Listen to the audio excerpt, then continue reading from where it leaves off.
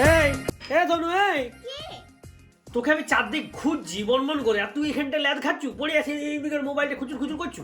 তা কি করব? তা কি করবো মানে তোর মতন বয়স আমরা কি করেছি জানুস? কি করেছো?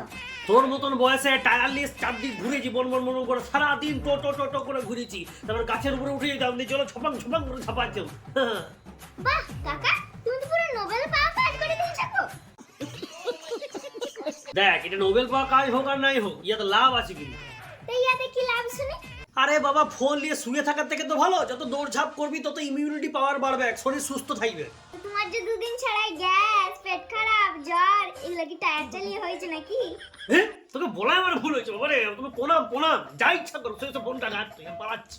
শোনো কাকু, কি আমি কেন সারাদিন শুয়ে শুয়ে ফোনটা ঘাটছি জানো? কেনে আরে কাকু, যত রেস্ট থাকবে তত বেশি দিন বাঁচবে। মানে?